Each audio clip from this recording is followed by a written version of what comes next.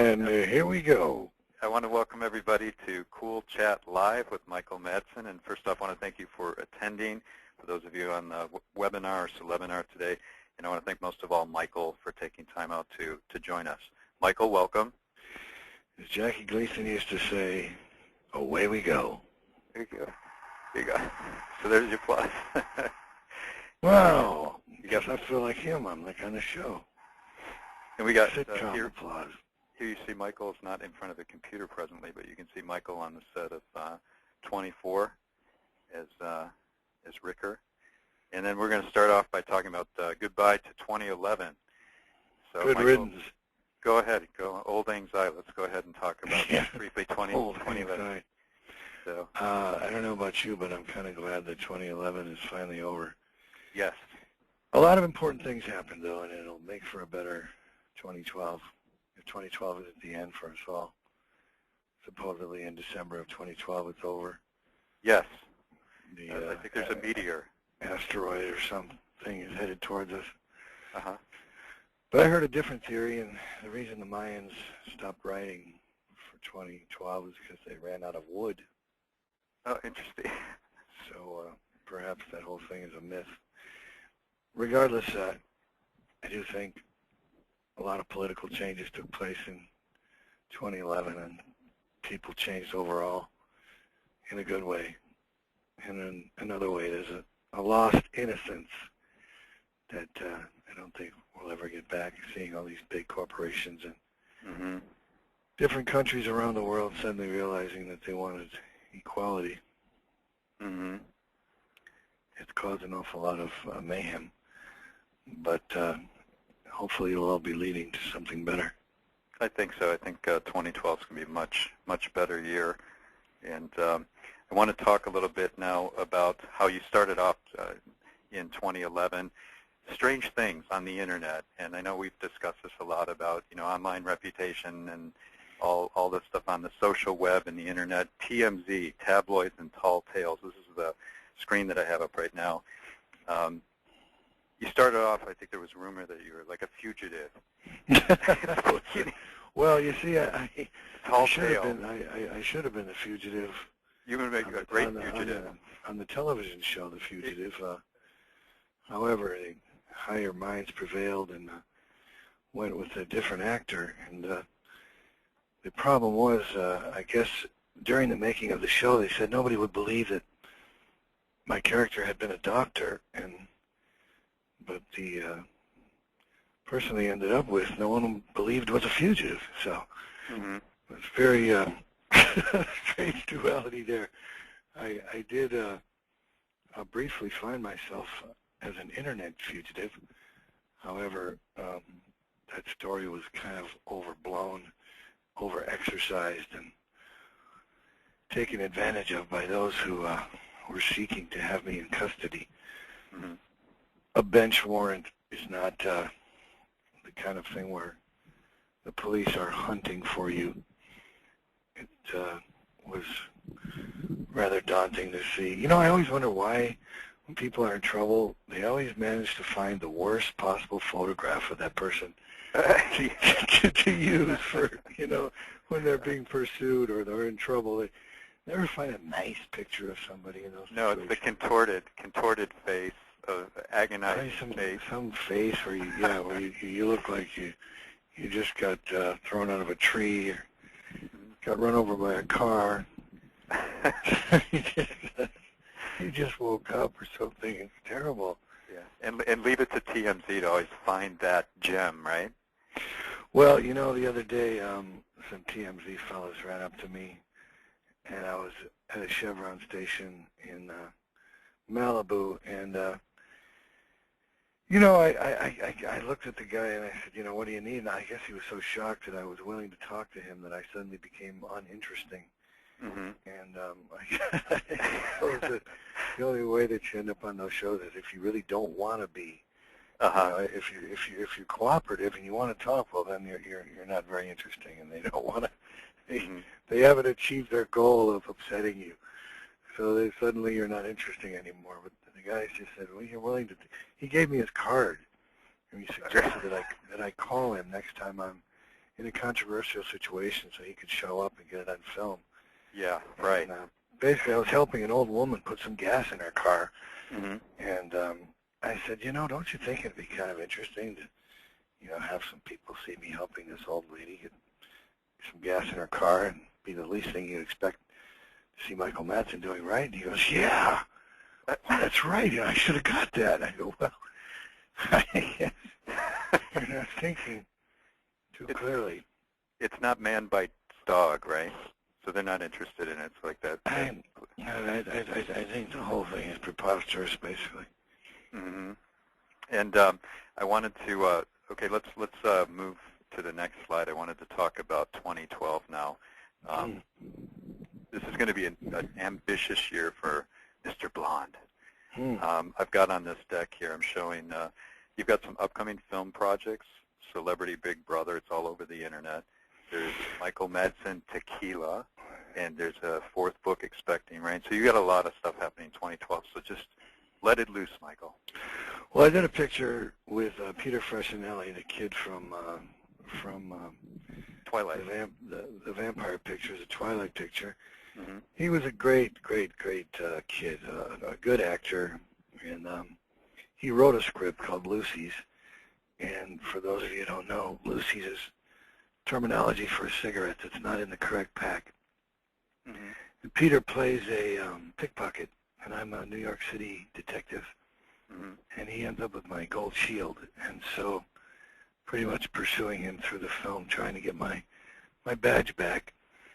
I'm hoping it'll get a nice theatrical release. It was a lot of fun working on it. It was directed by Michael Correnti and produced by Verdi Films and Chad Verdi. And I enjoyed working with Peter. And Vincent Gallo is in the picture, and Joey Pantoliano is in it. And great actors. Yeah, it's a good cast. And I did a science fiction, well, a sci-fi thing, a horror picture called Infected. Where I basically play a father who's taken his family out to the woods for a family vacation, only to find out that everyone comes down with Lyme disease, and to such a bad way that everyone decides that cannibalism is the greatest thing going, and commence to want to eat each other. However, I'm like the only one who doesn't get it, and there always has to be one character in the story who's immune. And you solved the problem with the shotgun, right? Yeah, I solve it with a 12-gauge Winchester pump. There's nothing like Madsen with a 12-gauge. Well, badass. It works, man. It's something about that. And I like it if it's sawed off like in Vice. There's nothing more badass than that. William Forsythe's in the picture too. He plays a English countryside doctor, and he's a great guy, Billy Forsythe, man. One of the great actors that I've had a pleasure to work with. Yeah, he's very talented. Let's talk about Celebrity Big Brother. Sure. And, how you approached it for that, why you decided to do it, why now, just the basic premise of the show, and let's get your thoughts on that. I love London. I've always had a good experience in the UK, and usually, and a good friend of mine, Vinnie Jones, I shot a picture with Vinnie called Strength and Honor, and I had heard that Vinnie was going on a show called Celebrity Big Brother. I had never heard of it before that, and I rang him up and we talked about it. You see, you like the way I said rang him up? Okay. I'm already starting to get my British vernacular correctly. Okay. But he told me that he had a good time with the show, and the people contacted me and through a series of events, and in the beginning, I really was very careful about it. In the beginning, I wasn't sure that it was something I wanted to be involved in. I'm not really fond of most of the reality television in America, and you wonder, what some of these people are actually doing that are on reality television. But the more I heard about it, the more I thought about it, I started to think it might be an interesting human experiment. And so I ended up deciding to do the show after all. And this will not be available in the States here, is that correct? As far as I know, I mean, I've been told it's not seen or broadcast in America. That's what I've been told, but I don't claim to know the full story yet. Okay. And I just wanted to remind people that are listening, we're going to be taking questions directly. Michael will be answering your questions directly. So we just have a couple more things to discuss, and we'll move to the actual cool chat portion. I wanted to talk about Michael. You mean all 10 people that are waiting to talk to me? Exactly, 10 people. Hey, it's 10 and it's intimate. Well, you know, if I was Vin Diesel, I've heard he probably has about 10,000 waiting to talk to him after they get off the phone with Charlie Sheen. So maybe someday I'll be lucky enough to get those kind of numbers. So let's talk about Michael Madsen Tequila. Something new in 2012, a brand, because you're it's Amigo Tequila, and I've been looking for a product endorsement kind of a situation for quite some time, and I've had a few offers, but it never really quite fit. And these fellas came out of nowhere, and they actually approached me. I was in Santa Fe, New Mexico, and they asked me if I would be the spokesman for Amigo. And I did quite a bit of research on tequila and how it's made and where it's manufactured and how they get it into a bottle and bottle design and label design. And once upon a time I was going to have my own tequila, Senor Rubio. I remember that. And I even trademarked Senor Rubio and had a label design. But then I found out that it's really complicated and it takes a long time to actually get a brand established. So I'm going to be associated with Amigo, and because they're already up and running and they're doing quite well, and so I had a few meetings and we had some samples and tried various things and came to a nice agreement with each other, and I'm really looking forward to it. Next year I think we're going to start in Las Vegas or Seattle. That's great.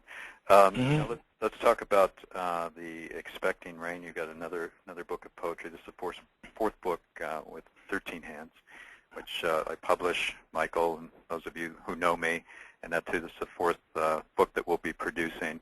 13 Hands is the greatest publisher that ever lived. Why, thank you, that ever published. The greatest publisher that ever published. Quite possibly the greatest. Yes, it certainly is. With a name like that, how can you miss it? That's true. 13 hands makes a horse. That's true. 13 hands makes a lot of things.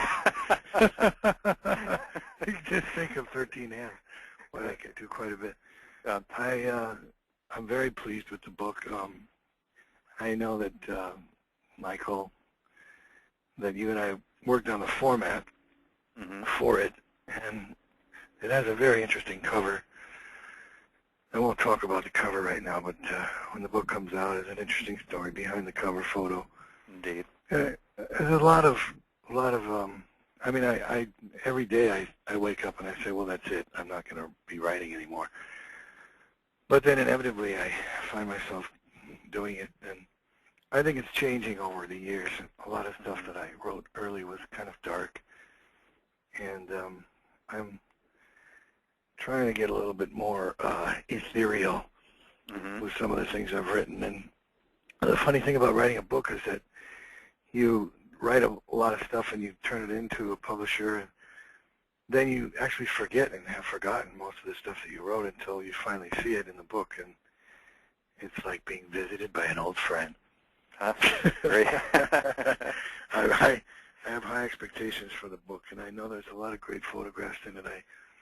I really like the combination of writing and photographs that we did in American Badass. Yeah. And I wanted to do that same thing again. It's a really nice, for people who get bored reading, they can look at a photograph, and people who are bored looking at photographs can read. Yes.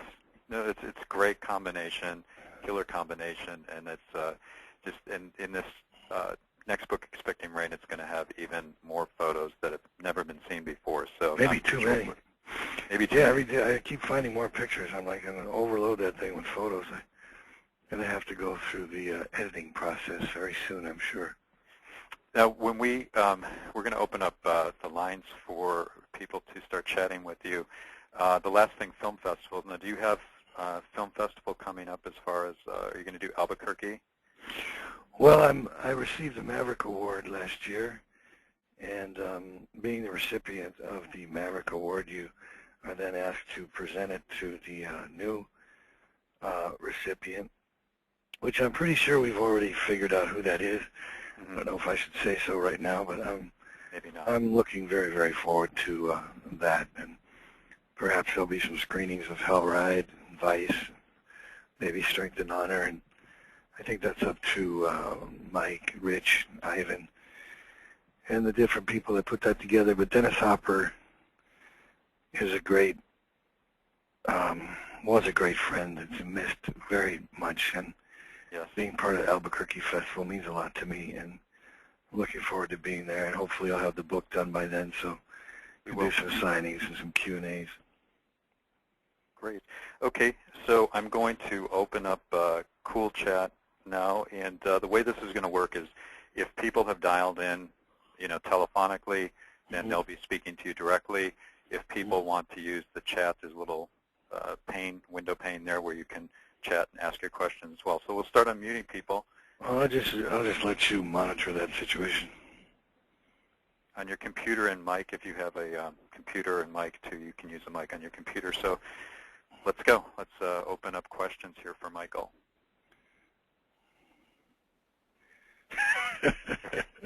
There's no one there. Somebody raise, no, there's some people are afraid right now. If you raise your hand, just raise your hand. Be not afraid. Be just not like afraid. talking to the Wizard of Oz, remember? Yeah. Sandre. Okay, go ahead. Hello? Yeah? Yes, hello. Do we have somebody on the line? It's the Tin Man. Get on here. Let's go to the next. He wants a heart. Let's go to the next person in here. There you go. Unmute. Does anybody, can somebody please raise their hand if... Scarecrow crawling in. He needs a brain. New technology. So here we've got Todd. Todd, are you on the line? Hey, Michael. Todd from Chicago. How are you? Finally. There's life. I guess, Todd, this is the only way that can ever actually get to me. Yes. Todd had to go on the internet and get in a chat line just to get an answer from me. How are you, Todd? Good. Just want to make sure everything's cool. I miss you. Hey, yeah, everything's miss you too, brother. When are you coming out to Chicago? Things are getting better, Todd, day by day. Well, I'd love to be in Chicago already. Unfortunately, most of the jobs and the various things that would have brought me there decided to, quote, go another way, as they say. So I missed out on a few of those things. A Chicago code, I guess, bellied up. But I was hoping to have been in that. Originally, Todd, they were going to call that ride-along. And it was the same guys who did The Shield, Sean Ryan and them. And I thought that was a great script, and I really wanted to shoot that pilot.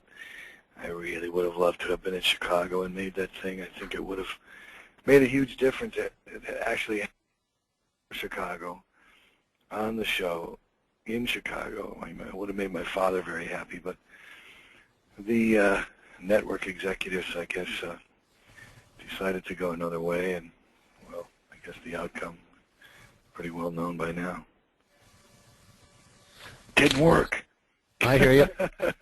Well, good to talk to you. I'm going to sit back and listen in, and I really hope to see you sometime soon. Remember, your friends are here out in Chicago. Oh, I never forget that, Todd. I've been in a series of events that are going to reinvent myself. Well, I'll be looking forward to that tequila, that's for sure. Yeah, well, looking at I've spoken like a good old Chicago boy. Thank you, Todd. Thank you. And I wanted to just say, Rob from the UK wanted to say thank you, Michael, for doing this. All right. So he wanted to thank you for taking your time and doing that. Acting credits, why are some performers uncredited in movies? This is a question from Jay, Norway. Well, the only time that's happened to me was in Narnia. I did the voice of the wolf Mm-hmm. in the original Narnia Chronicles. And I think it had something to do with the recording. The voice recording was done in Vancouver, and I think it had something to do with contractual obligations with some producers' agreements and things like that.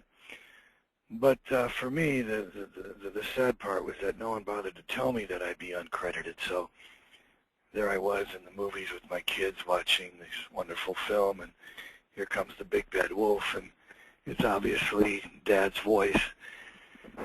And then at the end of the film, you know, my kids are very observant, and they sat to watch the credits to see their papa's name there. And it was someone else's name, so it's been a little confusing. And the other sad thing is that nobody ever bothered to contact me from the production to explain that or apologize or even acknowledge the fact that it was my voice. But, you know, that's Hollywood for you. Jay also wanted to know then, does that, to add on to that question, does that forego residuals then? Well, as far as I know, I haven't seen any residual checks from that particular extravaganza. Perhaps they're going to the person whose name is in the credits for the wolf, having never uttered a word. Mugram. That is. Maybe they made up the name, I'm not sure. But over time, you know, these things get figured out, and over time, everybody kind of knows that was me. Mm-hmm. Thank you, Jay and Michael. I wanted to, Sarav is asking, as a writer myself of poetry, I often get a lot of writer's block. I wondered if you do and how you work through it. I do get that quite a bit, and it's very frustrating. It's, you know, if you have to act in a picture, once they turn on those machines, you really don't have much choice. But writing is a whole different thing, because if you don't have the thought in your head, you can't manufacture it. I mean, I've always admired people who can write novels because they have a string of consciousness. I can't. I find that hard to do. I'm either thinking of a poem, and if I don't write it down right away, I usually forget it. And sometimes I'm convinced that I'll never be able to write another one. And then I think you just have to trust whatever it is inside a person that starts that whole process, that it'll continue. And you can't really spend that much time thinking about being blockaded, because inevitably you will be.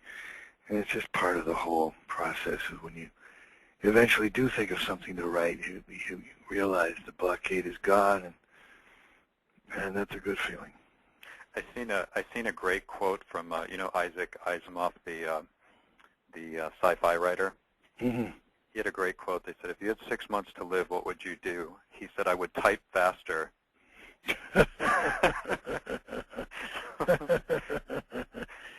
Yeah, that's like William Saroyan. Toward the end of his life, he said something similar to that, didn't he? Yeah, yeah. No, he was getting older, and they said, "How do you feel about, you know, getting older?" And he said, "Well, I'm kind of disappointed, because in my case, I always thought that God would make an exception." Funny. I'm going to unmic Caprice. This is Caprice. Are you on the line? Yes. Good morning, gentlemen, and Happy Good New morning. Year. Thanks for joining us. Well, thank you. It's good to be here. It's been said to me before, and I've even told you this directly in this past year, Mr. Madsen, that you've been quoted as being cooler than Clint Eastwood. Wow. Mm. And this is said by one of your colleagues and co-stars, which leads me to my question, that we know you as an actor, a writer, free thinker, all-around talent. Any plans for directing? Well, I'd certainly like to meet Mr. Clint Eastwood. I've often suggested quite a few times that I could revitalize the Dirty Harry franchise. I could be the son of Harry, Right. perhaps his missing son, who suddenly decides he wants to come back and visit Papa and join the police force. But every time I bring that up, people kind of look at me like I'm from another planet, and I guess you just have to be at the right place at the right time or talk to the right people who understand exactly what I'm talking about. But actors like Clint are disappearing from American cinema. It's a sad thing. It's a sad reality. They're being replaced by kids that don't have much dimension. And that's troubling to me. But I have thought about directing. I've been trying to put together a few things recently that I want to direct, but that's a whole nother ball game, and it turns into a financial equation because you have to get financing from somewhere, and you have to wait till somebody's fascinated with the idea of having Michael Madsen direct a movie, and that's usually not a studio. You usually find that with an independent producer or somebody who's willing to take a chance, and those people are disappearing also. Getting financing for independent pictures is getting harder than ever. I think I've been directing myself for years, but I would enjoy it, and I would enjoy it quite a bit. I'm just waiting for somebody to come along with a screenplay and ask me to do that. Well, we look forward to seeing that. Well, thank you very much. Thanks, Caprice. And I just got another question apropos of Clint Eastwood about your writing again, Michael. Somebody was asking about the poem Clint Eastwood and being jailed in Arizona. Is this fact or fiction? Oh, it's a fact. Okay. Yeah. There you have it, Jay. It's a fact. Now, somebody was asking, too, this is somebody from Iowa. They're asking, what is your New Year's resolution?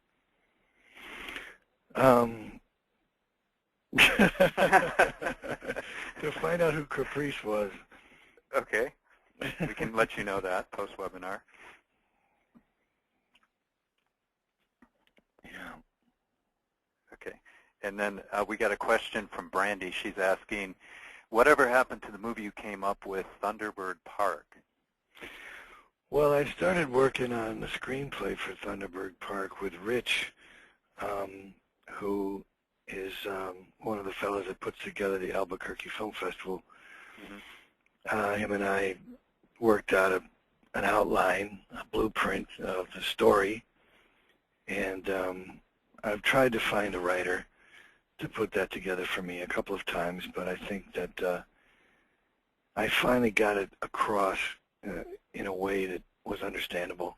It's a bit of a complicated story, but not really. I mean, it's about two brothers, and a younger brother, an older brother. Their father's in prison for killing their mother, and however, he did away with the mom because she was ill, and he loved her very much and didn't want her to suffer.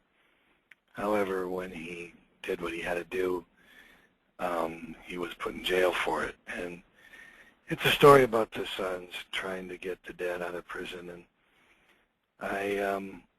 I'm thinking that Rich will probably put that together hopefully next year sometime. It would be a great, great project for me, and it's a wonderful story. It just came to me one day. I was walking around. It's one of those flashes of ideas that come to people sometimes if they're lucky. Okay, thank you, Brandy. I have a question now from Sariv, and he's commenting on The Florentine was one of his favorite films, and he was wondering what your experience was working with Jim Belushi and Tom Sizemore. Well, you know, I got involved in The Florentine at the same time that they were making that Frank Sinatra miniseries, the Rat Pack. I was actually being considered to play Dean Martin in the Rat Pack TV television film, and it was eventually done by Joe Mantegna, but I obviously wanted to play Dean. I thought it was a wonderful idea. I wasn't very enamored of some of the other choices that were made for some other cast members, but it was a project that I was going to do, and Chris Penn, my dear friend Christopher Penn, was producing The Florentine, and he needed actors to get involved as producers with the film in order to get financing. And it was pretty much going at the same time as the Rat Pack, and I wanted to help Chris make the film. I wanted to help him get it done. It was a project that he was very close to and meant a lot to him. And then obviously my sister got involved and is my sister, played my sister in the film. So that made it even more interesting. And I got to work with the wonderful Hal Holbrook, and I didn't really have that much exchange with Jim Belushi. I know he's in the picture, but most of his scenes, I believe, are with Luke Perry and some other people. My scenes were pretty much with Hal, my sister, and I liked working with Chris, and I helped. I was in that film with Chris to help get it made. I didn't have anything to do with Jim. I didn't see him around that much. Okay, thank you. Brandy wanted to say thank you for the books. She said reading them gave me a different perspective of things. And the biggest thing with that helped me to kind of understand my dad more and gave me help to forgive him and things he's done in the past. So big thanks for that, Michael. Well, you know, I'm a big advocate of forgiving mom and dad, you know. A lot of kids nowadays want to blame all their troubles on their parents, and you know we're the generation who raised a generation of blamers. You know, it's all our fault, you know, and it's not at all. The kids today need to accept responsibility for their own actions and their own ideas, and stop looking for an excuse to sit around doing nothing. I agree with that, 100%, 200% on that. Somebody's asking about, this is always a burning question with you, Vengeance Unlimited. What's going on with Vengeance Unlimited, my God? Well, you know, in this day and age, which I sometimes don't feel a part of, being that I'm from the Stone Age myself, you know, the Internet is a great big world, and there's a whole new world of communication going on, and, you know, things like what we're doing right now are really fascinating. I would imagine that if there's enough people who enjoyed Vengeance Unlimited and would like to see it come back, most likely the power of people to have something like that revitalized is much more possible today than it would have been even back when we were making that show. I loved that show, and I didn't even want to do a television series. And after the first 4 or 5 episodes, I really was hoping that it would be on for a long time. And I would suggest that people maybe try to find out whatever happened to John McNamara and David Simpkins and the people who wrote and produced the show, and go back to Les Moonves over at ABC and Warner Brothers and ask them what would be the reason why the show couldn't have been revitalized. I was sorry that it was ever discontinued because it was doing very well, and it was a good TV, very good television, and anybody who ever asked me about that, I'm always very grateful. It was a great show, and your Mr. Chapel character was memorable. And it was originally called Mr. Chapel, and I didn't like it when they changed the title to Vengeance Unlimited. I thought it made it sound kind of like a cartoon. Right. I liked the title Mr. Chapel, but you know, when you're an actor in a television series, especially starting out and not having done one before, you don't really have a lot of creative control about a lot of things that are decided. But I had a good time with that thing, and it could have ran for a long time. It was a good concept, and God knows it could be put back on television overnight if enough people said something about it. Doesn't an actor, I mean, this is kind of a philosophical question, but doesn't an actor have to take gambles in his career often? Like, for example, like Columbo. Peter Falk, you know, is one of the greatest characters in television history. Yeah. He was a film, you know, movie star or film star before that too, and even he was reluctant to play Columbo. But look what happened. You never know as an actor what's going to strike. Television is beginning to be like okay now. I mean, television is like a big thing. Yes. Right. I spoke to Robert Blake once, and he told me that, well, you know, a television series, an actor usually does a television series when they're on the way up or when they're on the way down. And I think probably was true at a certain point, but nowadays, I mean, TV is a big, big thing. Mm-hmm. It's a big equation, and I don't think it has the stigma that it used to have. And I think there's a lot more possibilities for television now with a lot more material that's you can put on TV, on cable networks, and it's a brave it's a brave new world. I mean, I'm looking for a cop show or something of that nature myself right now, but nothing's come up. Mm-hmm. Pilot season. Pilot season, there you go. Pilot season's coming up, according to my manager. Pilot season's coming up. Casting director. We'll see. Yeah. Whereas you should be, and I've told you before, you should have been obvious choice for Sons of Anarchy, having done Hellride, and Oh, sure. I mean, there's a lot of shows that you would have thought that I would have been a no-brainer. Californication. Yeah. Sons of Anarchy. What's the Buscemi thing? Oh yeah, I know which one you're referring to. Boardwalk Empire. Yep. Entourage. You should have been on Entourage. Mad Men. Uh-huh. I mean, good Lord, yeah. There's a bunch of them that I could have fit very nicely into, but it's a mystery.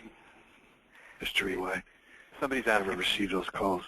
Somebody's asking from UK. Perhaps after a few more webinars, I'll be gifted with the casting director's blessings of these wonderful TV shows. I got a great idea. We're going to bring the casting directors to, we'll invite them into the webinar, just a casting director session, and then you can fire away at them. Yeah, so, they won't show up. They won't show up. No. I said somebody... busy having coffee somewhere. Somebody's asking from the UK. I read an interview where you mentioned that Sergio Leone was interested in working with you perhaps around the time, Once Upon a Time in America. Do you want to address that? I met Sergio Leone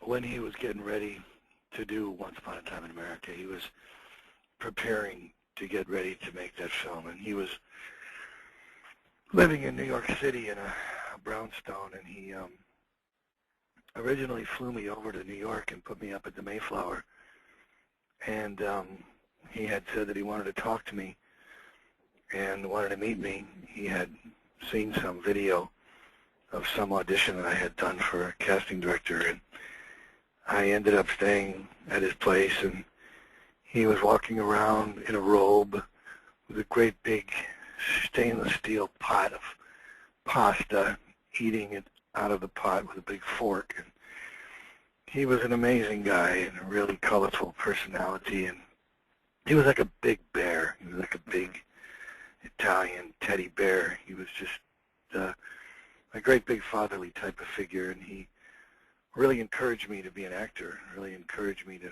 follow a film career. And he didn't speak a lot of English and had an interpreter with him who we would chat back and forth with. And I'll never forget that one, like I think right before I left to go back to Illinois, he invited me up on the roof of the building, and I thought maybe it was a hit, you know, and they were kind of shoved me off, and that was what the whole point of the trip was. But I get up there, and he's looking over the edge, and he pointed at a woman who was doing some gardening next door. And, great story. He just pointed at her and said, Hepburn. And I said, what? And he said, Hepburn, Hepburn.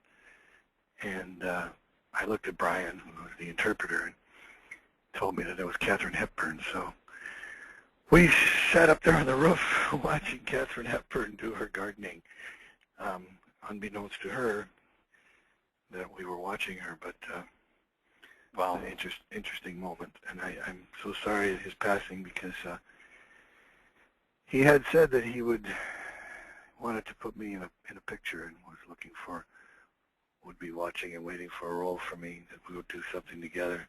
He's one of those guys who got me, you know. It's like I got him, he got me, and it was unspoken. I mean, I understood him and he understood me, and they don't come along very often, people like that.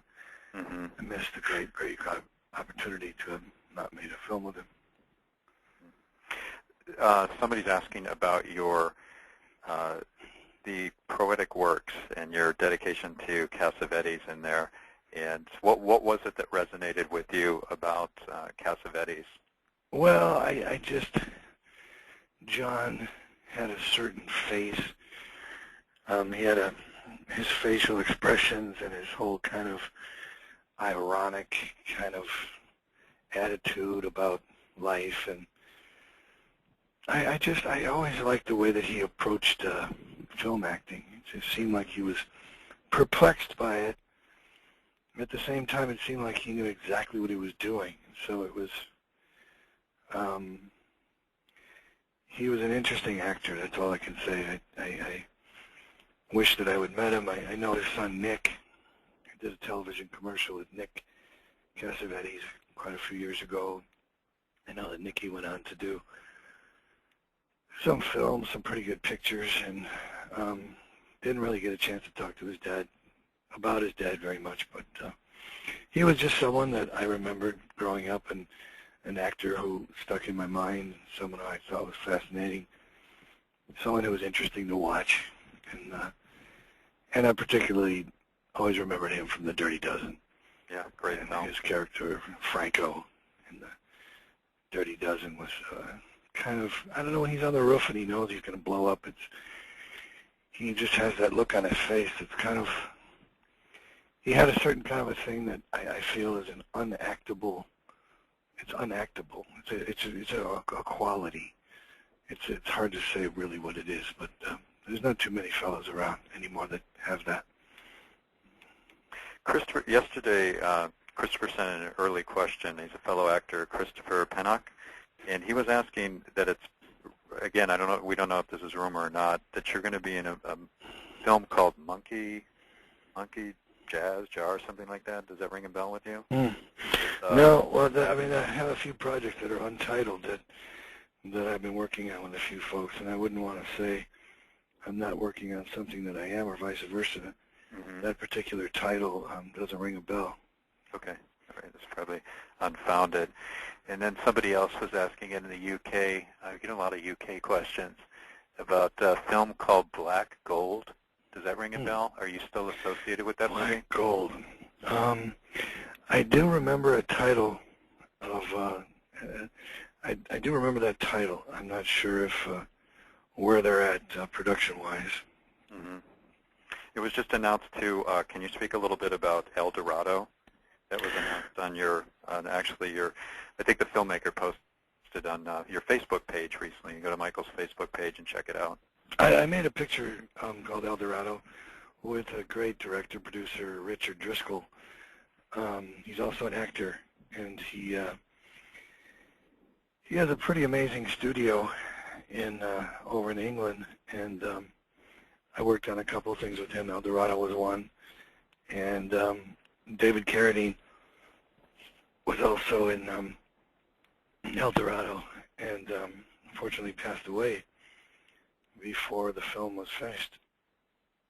I haven't seen the completed film, but I enjoyed working on it. It was a very, very strange, eclectic script. It's some sort of a sci-fi western. I don't know how else to describe it, but interesting. I wish the best for Richard and his picture, El Dorado. It's a black comedy, isn't it, of sorts? Yeah, I would say so. I mean, it's kind of hard to describe. It's a very, very Richard's take on things is different than usually I can describe a film.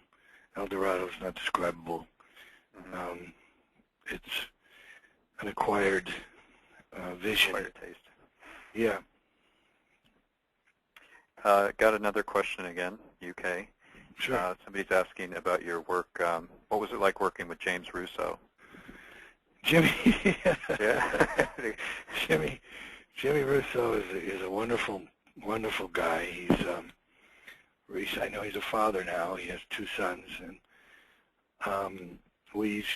I know Jimmy wanted to be a dad pretty badly, and he made it, and I'm very happy for him.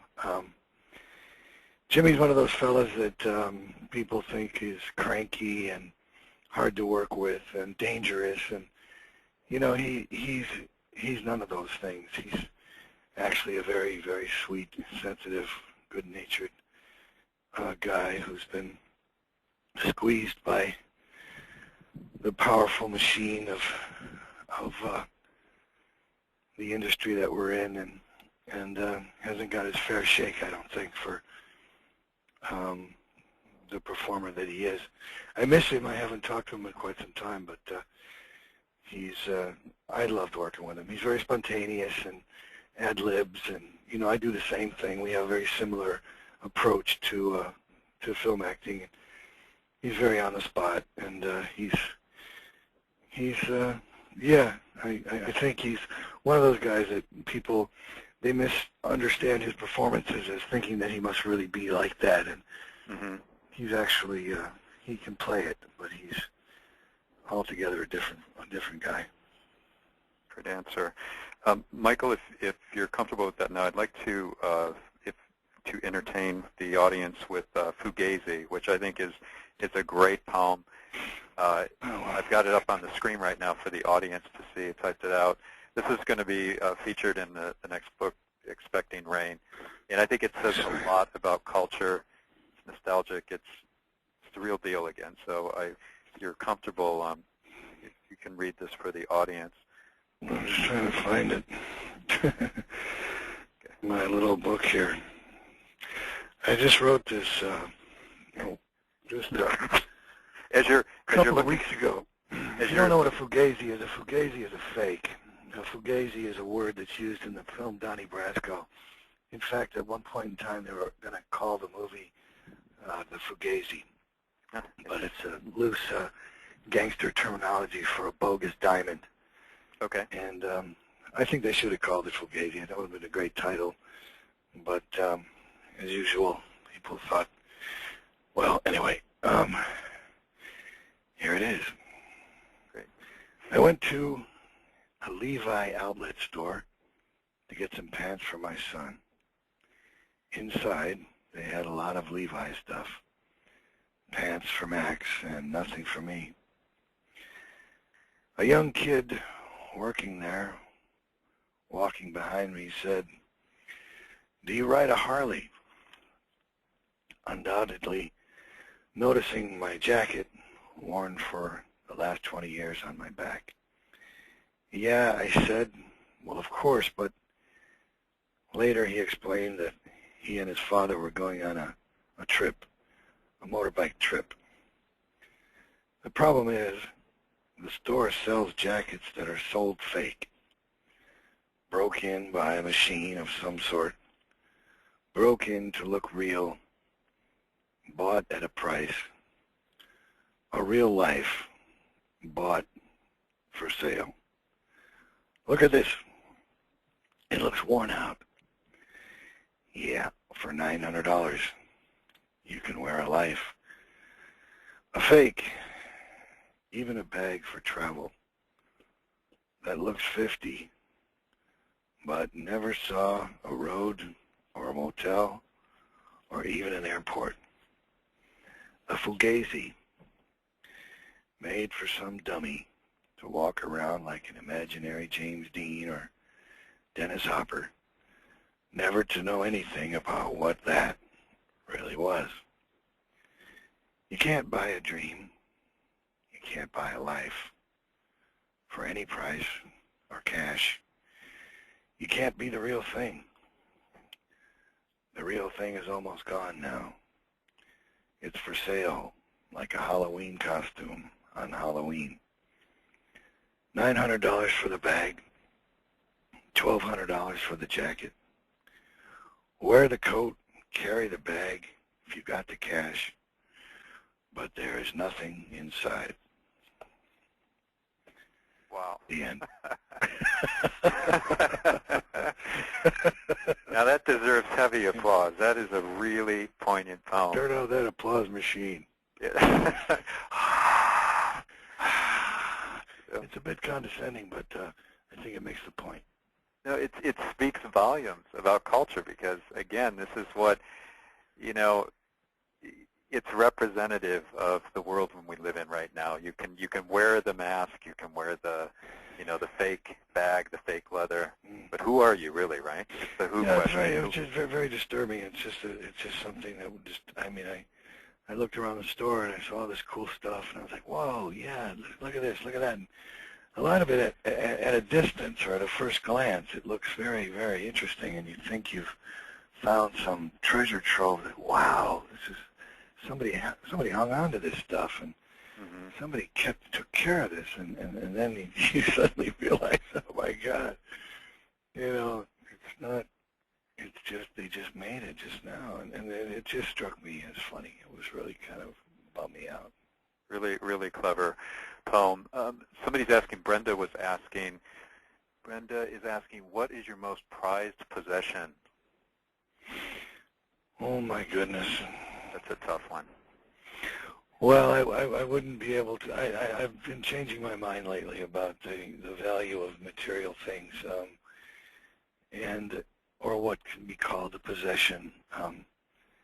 There's nothing in the whole world that I love more than my sons. Of course, they're not possessions. They're blessings. And possessions, I don't know. I've had some interesting things that have slipped away. I've had some interesting things that I've had stolen. Had some interesting things that I've had to sell. I've had some interesting things that I've held on to and still have. But I would be hard pressed to tell you what one favorite thing might be. Thank you, Brenda, for that, and thank you, Michael. Getting a UK question again, you have a strong speaking voice. Are there any other actors whose voice you really admired, e.g. Orson Welles? Who do you like voice-wise? Is that, because I know you also do voice acting, and you've done some great work in the video game space and other areas. Red Ninja. So who do you like? I've just been approached by a Red Ninja. Uh-oh. Take cover. My 6-year-old. Does Luke want to say hi? Come here, Red Ninja. Would you like to say hello? Yeah, let Luke say hi to people. No. Say again? No. Okay. The Red Ninja says no. Okay. You must listen to the Red Ninja. I will be hacked by his weapon. I'm sorry, what was the original question? The original question was voice. Who do you admire for actor-wise, like Orson Welles, one of the great voices? You know, I like very much Gene Hackman. Okay. Gene Hackman has a very distinctive voice, and you know, I mean, the voiceover market is pretty much really it's a small community. I mean, my voiceover special artist represents me for voiceover, and they pretty much have the list of voices that are the most in demand. Mm-hmm. And it's a very, very competitive industry, much more so than people may think. But, you know, it's very, very funny when you are in the business that I'm in, that you become a lot more aware of the tonality of someone's voice. I can always tell who's, like, for an ad on television. I always know who it is. I can tell right away who it is. And yes.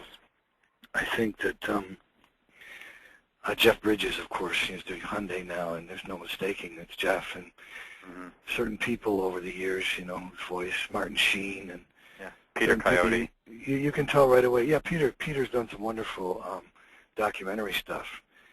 And all these guys have a certain sort of phrasing, a certain way of saying things that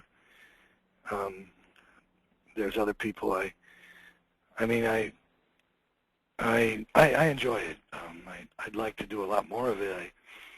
I was lucky enough to do the voice for the biography of Robert Mitchum for the A&E channel. And I also I voice over the biography of Charlie Bronson. And oh wow, I didn't even know about that. I enjoyed that quite a bit. And why didn't you tell me about that? Well, you know, some things you don't need to know. Okay. Yeah, that's what a friend of mine said that to me. It's strip club one time. Anyway, yeah, what happened? One of the cockatiels. Oh my goodness! I don't know if I should. We've just been informed that one of our cockatiels is dropped dead. Oh no. Yes, we're following the Red Ninja now to the scene. See what happened. Did you tell your mom? Did you tell your mom? Yeah. You better tell your mom. Someone's ringing the doorbell, Luke. You better answer the door, please. We'll wrap up soon here too. No, I'm fine. I just okay. need to figure out what exactly is going on around here. Somebody's asking. I love the voiceover stuff. And you should do more of it. I know you've also. What? What happened? Where is your mother? She already knows. Oh, where is she? And who's ringing the doorbell? Look, Deanna, what is going on around here? I can see that, honey. I don't know who's ringing the doorbell. It's very strange. The bird's dead. Someone's ringing the doorbell. The Red Ninja is, come here, Luke. Come here. So, Michael, in light of somebody's asking. Sorry, go ahead. No problem. So somebody's asking what are sorts of things? I know you have personally. I know you have a great sense of humor. And somebody's asking, what makes you laugh? What kind of comedy, like the Marx Brothers people? What do you find funny? I know Quentin's into Three Stooges. What do you find funny in life besides people? Well, I usually find things funny that are ironic. You know, unexpected humor is funny to me. I recently, because I became a friar, we did the Friars Roast of Quentin Tarantino in New York City. And I found those old-time comedians to be just hysterically, intuitively funny, those guys, man. And I was blessed enough to become a friar. And part of the gifting of the Friars Club when you become a member is they entitle you to a box set of all of the roasts that have happened over the years of back in the days of Jack Benny and Johnny Carson, the early days of Johnny Carson. And those guys are wonderful. They're just hysterical. And when you watch these old tapes of them, you find their humor is just as timely now as it was then. And I think the roast kind of humor, when you can really denigrate somebody, but it's done with a humor, is very funny to me. I find that kind of thing really, really engaging. They've never aired the Tarantino roast, and I don't know why, other than the fact that I know there was an awful lot of things said that night that were just maybe that's why a little bit over the edge, yeah, including myself. Todd's asking. Todd again is asking, do you still have the yellow Cadillac from Reservoir Dogs? Yes, I do have. I have it. It's a '66 Coupe de Ville. It's yellow. It's actually in my driveway. Okay. Got the big block 429 motor in it, and that car is in the movie because it was my car. I drove that car. I had bought that for $500 when I was working at a Union 76 station, and I had driven it to work that day. And when we got to the sequence where Mr. Blonde is supposed to go to his car to get the gas, they were going to go up the street to Budget Rent-A-Car and rent a car for the scene in the movie. And I said, well, I suggested, why don't we just use my car, and which was in fact parked right where I had parked it that day when I actually came to work. And that's how it ended up in the movie. And then I kept it, obviously kept it because it was the only car that I had at the time. But I later put it on a flatbed and sent it out to Wisconsin, and my older sister Sherry kept it in her garage for about 10 years, where it became the home of a family of rats and an institution of many other creatures. And Ratatouille? Yeah, it turned into that, and I had to have it restored, at least to a point where it could be rolled out of the garage. And I drive it around once in a while. I still have it. Thank you, Michael. I've got a question from Eric, and this Mm-hmm. is a producer question. And you produced Vice, is that correct, executive? Yes, I did. Yeah. He's asking about your work as producer and how you handle that. Can you discuss a little bit how you work as a producer? Some of your Well, what happened was is I got a script, like I would usually get a script, and I started reading through it, and I immediately kind of recognized or felt that it was a predictable cop movie, but there was something else about it that I thought was a little deeper and a lot more interesting if it could be handled right. And I remember that I called the writer, director, and I said, listen, I'd love to do this, but if I do this, there's a certain way that I'd like it to be done. And in order to do that, you have to be a producer. You have to be embraced as a producer, and you have to be treated like a producer, and you have to be accepted in a produciary way, in that a lot of decisions, that you make, that they actually mean something. And I was very concerned with casting. I wanted a certain cast. I wanted a certain look to the movie. And right away I called Andrei Sekula, who was the DP on Reservoir Dogs and Pulp Fiction and American Psycho. And I wanted a particular look of the film, and I knew that Andrei would be able to do that. And I made sure that he got the job. And I made sure that certain people were hired, and that I also rewrote the ending. I rewrote the ending and ended up rewriting the beginning. Interesting. Which was also accepted, and it was one of those times where everything I was thinking was accepted across the board, and there wasn't. Everybody pretty much agreed with the changes I wanted to make, and it made the whole experience for me a lot better. I mean, it might sound funny, but Vice, is one of my personal favorites of any project I've done. I think that the movie, you can watch that film and kind of let it go by and say, well, that was interesting. But if you watch Vice and you watch it once or twice, 2 or 3 times, pay attention. It's a very, very subtle film. I mean, there's a lot going on in that movie that isn't noticeable right away if you're not paying attention. It's a very interesting story of redemption, and it's very my experience working on it was great because I wasn't just a puppet, and most of the time as an actor that's what you are, as a puppet.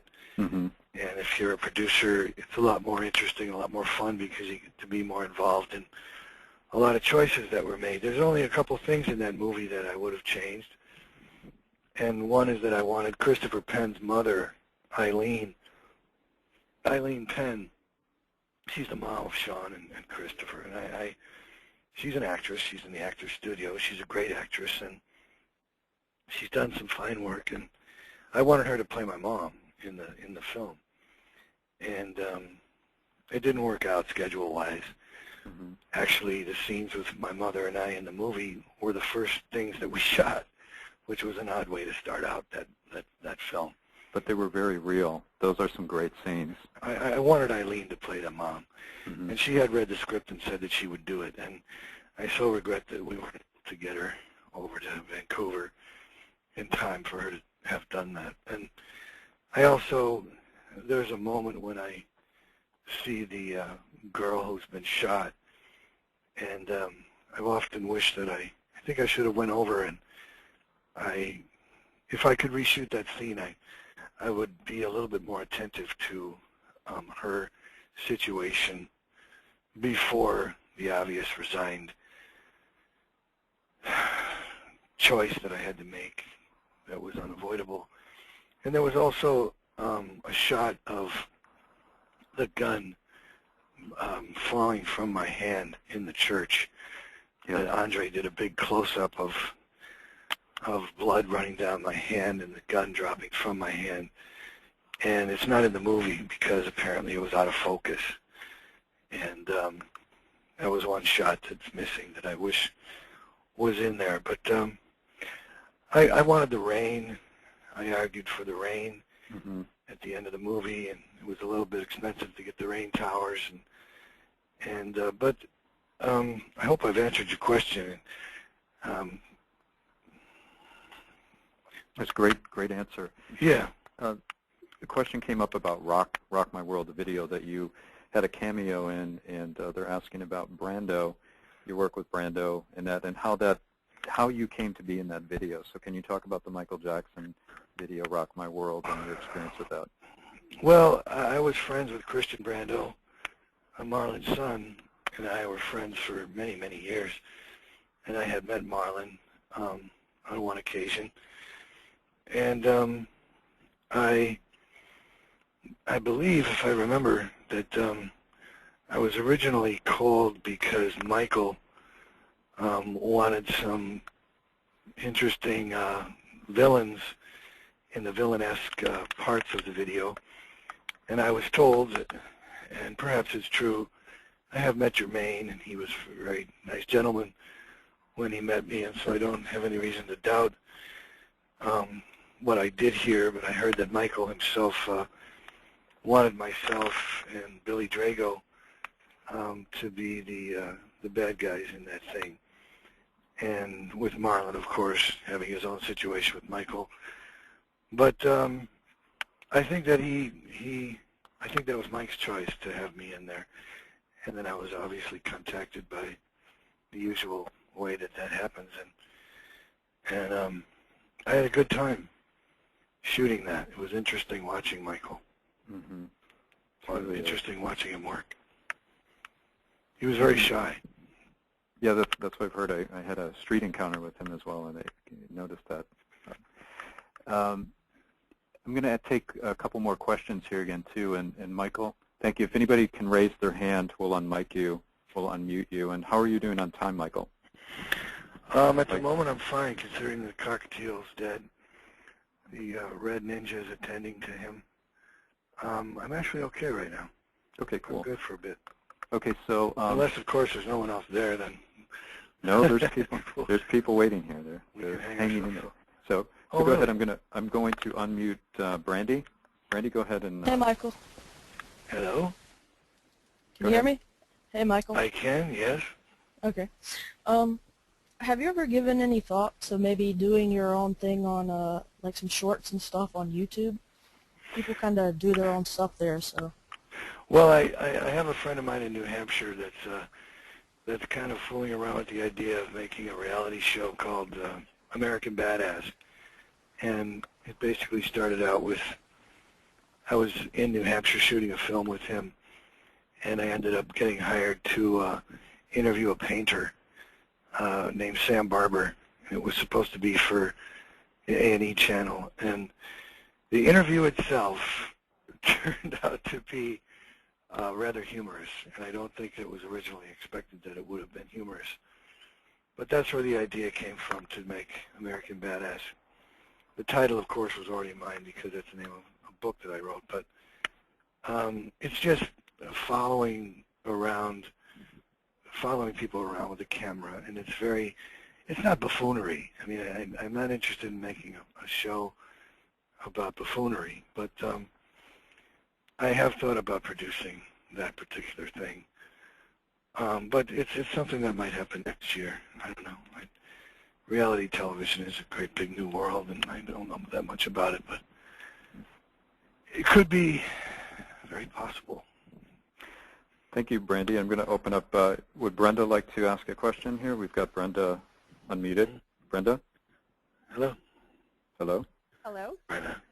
Here's Brenda. Yes, Brenda? Hi. Hello?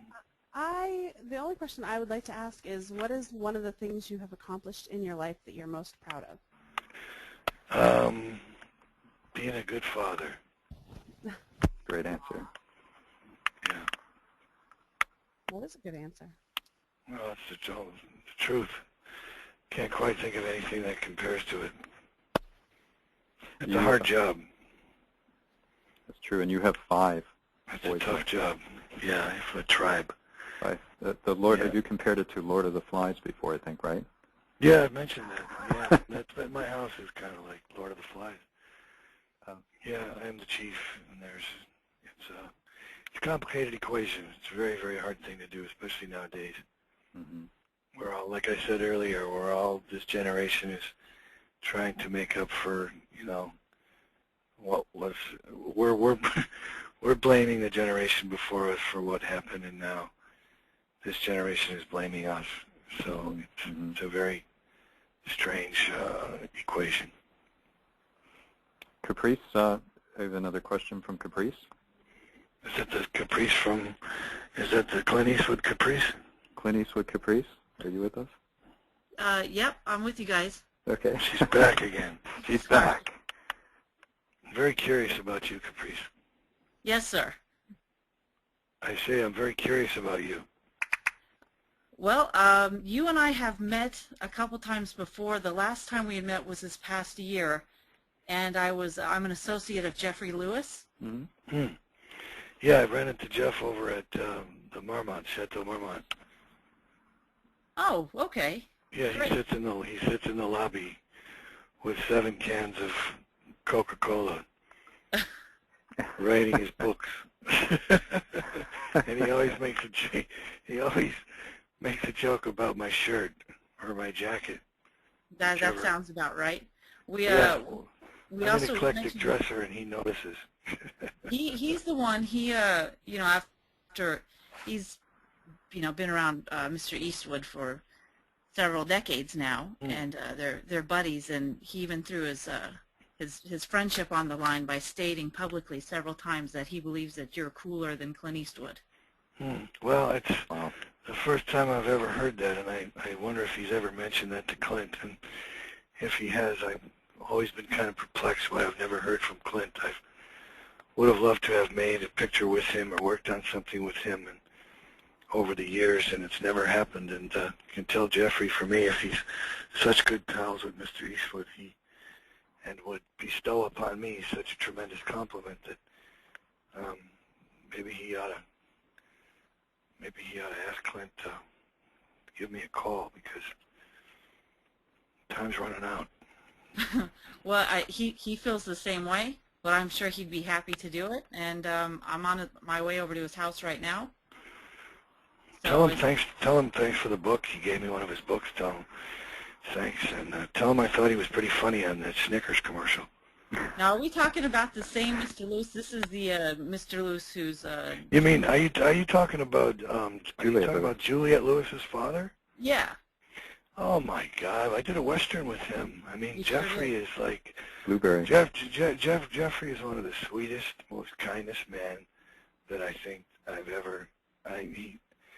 If I could count on one hand somebody I would describe as gentle, it's Jeffrey Lewis, man. My God Almighty, he's. I just saw him recently at an autograph convention in Burbank. That's where you and I had met. Well, I like I say, have him mention that compliment to Mr. Eastwood himself, and maybe Clint will take note. If Clint was going to listen to anybody in his lifetime, I would imagine he'd listen to Jeff. Well, he would, and I'll tell you one thing. Clint is he's doing his film festival up in Carmel now, and I think you're the type of guy that he would need. Well, he could run a few of my pictures up there if he'd like me to show up. I'd be there. Well, I'm a producer, and right now I'm currently producing a few projects with Mr. Lewis, and maybe we can put our minds together and see what we can do. I just love Jeffrey. We made a film called Renegade. It was shot in Spain and Mexico, and it was originally called Blueberry, and they changed the title to Renegade. And it's one of those movies that it just didn't get put together right. It's too long, and it takes too long to get started, and they spent a lot of money making that movie. And Jeffrey's obviously, I had a good scene with him. I chased him around the table with a knife. Right. I'm familiar with it. I'm familiar with the scene. Had a very spaghetti western feel to it. He's a wonderful guy. He really, really, really is. You can tell him. Please tell him I think of him often. Oh, I certainly will. I know he'll appreciate that. Thank you, Michael and Caprice. And I'm going to unmute. Mystery solved. I'm going to unmute Eric. Eric, you have a question for Michael? You can talk to him directly. Hello? Eric. Eric, Eric? my good friend. We have Michael on the line. Gone. There's no Eric. Eric? Okay, we're going to... Eric Roberts? No. We're going to move to Ernie. Ernie, are you on the line? Ernie? Ernie. Yeah. Ernie. Hey, Ernie. Yeah. Welcome. Yes, Ernie, what's the deal? I think Ernie maybe just signed off here. We're going to keep going down. We're going to go to Jay. Just like radio, Jay. Mike. Jay? Jay, are you there? Jay's gone. Some people are using computer I speakers. thought Caprice was talking about the comedian Jeffrey Lewis, man. Oh. Comedian. Todd. Let's see if Todd answers here. Todd, are you with us? Hello, hello. Hey, what's going on, guys? Hey. You're back. Yes, can you hear me? Of course. Yeah. You still hitting the old haunts down on Sunset? Nah, once in a while. Yeah, and I haven't been to town in a while, Todd. I've been busy playing dad. Been trying to take care of my mob, and been out of town, been out of the country a lot, making films. It's the only place I can get hired now is out of the country. And but thank God I have something to do, and haven't been running around up and down Sunset too much. All right, well, like I said, man, we're looking forward to seeing you. Hopefully get back on the Mancow show one of these days. Well, tell Mr. Mancow that we almost got together. We were going to do something. He was going to be waiting for me at the Union 76 station in Beverly Hills, and we were going to do, I was going to come in pretending to get gas and not realizing that the Mancow was there broadcasting a show, and we were going to kind of spoof each other and pretending that neither one of us knew that either one of us was going to be there. And it's actually where I worked when I first came to Hollywood, was that particular gas station. And Probably on Wilshire. no, it was on Little Santa Monica and Crescent Heights. It's a full service hall there with a big roof like they used to have in the drive-ins. And anyway, what happened was that I guess Mancow, being Mancow, didn't tell me the whole story. And basically, this segment he was going to do was about the inflated price of gasoline. And so obviously, the people in the station who originally agreed to have Michael Madsen stop in, unbeknownst to anyone, oh, geez, this is where I used to work, kind of a situation. How ironic.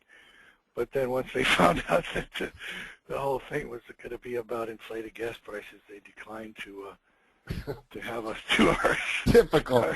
our spoof. So hey, last thing before you go, I just want one of these days you got to meet my new wife Colette. So hopefully we can. Congratulations on your marriage. I know that you were planning on taking that plunge. Jesus Christ, parents. Well, have a great time, and it was really good to hear from you and hear you. Love the stories. Hopefully we can see each other soon. Todd, you've always been a great friend to me, and one of those fellas that didn't go away even when I was AWOL, and I've always remembered you for that. And we'll be seeing each other. You got it, brother. See ya. Thank you again, and what a great seminar. It was excellent. I've never done one before, so it's very interesting. Well, good. It was a very good setup. Very nice people. Everything's great. Thank you. You're welcome, Todd. God bless you, man, and your wife. Thank you, Todd, for saying that, too. Todd's a good cat, man. He just got married, and he's a war horse, man. Okay, Michael, we're going to wrap up soon here. We've got just maybe 2 more questions. Could you tell us your feelings on Hollywood's acceptance on Mickey Rourke again? If there is any other actor you think who got a raw deal from business that deserves another shot? Well, I mean, Mickey has always been very good at speaking up for himself and telling everybody exactly what he thinks about whatever happened or didn't happen. I think that he's one of those guys that obviously I have respect for, and you know, he's the kind of actor that has become kind of a rarity. I was fortunate to spend time around him when we were doing publicity for Sin City, and every time I've ever been with Mickey or around Mickey, he's always been a gentleman and always been very cognizant of his situation and mine. And I think he's proof positive that anybody who ever says that somebody's done, that they might want to think again. Mm-hmm. Thank you. I'm going to do something, Michael. We're going to launch a quick poll here, which is something you can do in webinars, which is kind of fun and it's interactive. Just before we go, I'm going to ask the audience what your favorite character is from Michael Madsen. I put like a multiple choice question up there, and we can actually do real-time polls, which is cool, and then I'll give you the results to that in a minute, so you can vote. It's a cool thing. Michael, I thought this has been a great experience, and would like to do them more on an ongoing basis. So, well, it's a good way to clear the record. It's a good way to straighten things out, and I expected there to be some negativity, and there wasn't, which is a welcome realization. And I mean, you know, somebody like me, like you and I have talked about many times, there's so many preposterous stories and ideas floating around in the universe of what I have done or not done in my lifetime, and I guess it's a great way to straighten things out, put the record straight. I know that there's a lot of other actors who do this type of thing. mm-hmm. The only reason I've avoided it is just because I'm ignorant to the technology of it. But mm-hmm. You know, it's about time I got through that. And thank you, Michael, for encouraging me to do this. Well, thank you for your willingness to do this. It's a really good, it's a great way, as you said, to not only clear the air and, you know, get the story straight on the social web, as it's now called, the internet, and then to you know, to connect with people that otherwise wouldn't have a chance to connect with you. So let's look at the poll results really quick here. What do we have? Out of all your favorite Michael Madsen characters, believe this or not, Michael, you're going to like this. I put the multiple choice answers were Mr. Blonde in Reservoir Dogs, Bud in Kill Bill, Sonny Black and Donnie Brasco, Jimmy and Thelma and Louise, or Mr. Chaplin Vengeance Unlimited. What do you think their choice was? Number one choice. I don't know, man. I can't. I wouldn't want to say. Okay. Well, it was surprisingly, it's not Mr. Blonde, which I'm glad to see. It was Mr. Chaplin, Vengeance Unlimited. Good Lord. You see, yeah, that's the kind of information that needs to be broadcast over to Warner Brothers and CBS and ABC and all the rest of them, and put that show back on TV. It was a big mistake taking that thing off, man. That thing could have ran for a good 10 years. Gone into syndication, and I could have been retired by now. Well, they could have even, you know, today's, the new buzzword is always transmedia. Everything's about transmedia, the video game and that, too. They could even make a video game out of it, right? Well, they could have. They should have. I'm perplexed at what happened to Vengeance Unlimited. It could have done a million things with that show. Okay, and then I just have one more poll on here, too. I'm just curious today.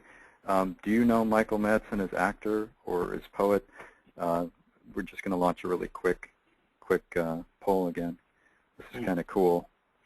You can get data, Michael, who's on the line. Data. Everything's about data. Yeah. So we can see here. My representatives should be doing that. Yeah. So we get some here. data. 85 voted yes. Smart audience today. I want to thank everybody. Again, over 80% know Michael Madsen, the poet. So I think that's fantastic. That means that, you know, word is growing. It's getting out there. Well, it just moved up to 100%. So right there. That's super cool. That's great. So people I better keep writing. We better get Expecting Rain in the marketplace. Yeah, I'm really looking forward to it. It's going to be a killer book, and this one's going to be the creme de la creme. Yeah, I told you recently about those new pictures I found. I just don't know if we should save them for something else. Mm-hmm. But I don't know if they're thematic. I was expecting rain. Mm-hmm. I try to keep the book thematic, but mm-hmm. I don't know. We'll see. You have to see them shortly. So I want to thank... You got that picture of Deanna in there with the blue dress on, right? Yes, yeah, in the Chinese dress. Is that the one? Yeah, I like that picture a lot. I want to thank everybody, particularly Michael, for taking his time. He's always very generous. And what happened to anyway? Hold on a second. I'm getting the update on the croaked cockatiel. What? What happened to it? Honey, what? I know, but what happened to it? You don't think the red ninja?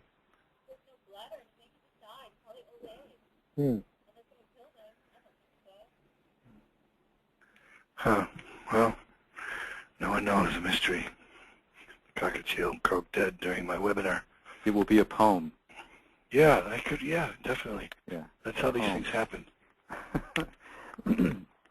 So, Michael, yes. to everybody attending, I want to thank you profusely, everybody that attended today's webinar, and thank you very much. I want to wish everybody a Happy New Year. I know, Michael, you're leaving on a plane tomorrow, correct? Yes, sir. I'm on a jet to the UK.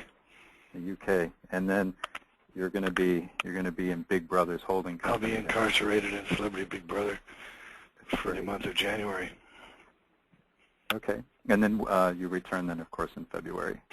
I may go to Florida. I was had an interesting conversation with Queen Latifah, not Queen Latifah herself, but her production members who had a screenplay that I was looking at that I may be a part of. In fact, I will be a part of in early February. That's fantastic. Yeah. Okay, well, again, thanks to everybody. Happy New Year. And Michael, we'll be doing this again. This has been a success. I hope so, and I just wanted to wrap everything up by saying how wonderful it was to hear from Caprice and Jeffrey Lewis, and great actor. Thank you. Thanks, Mike. You're welcome. Goodbye, everybody. Adios. Adios.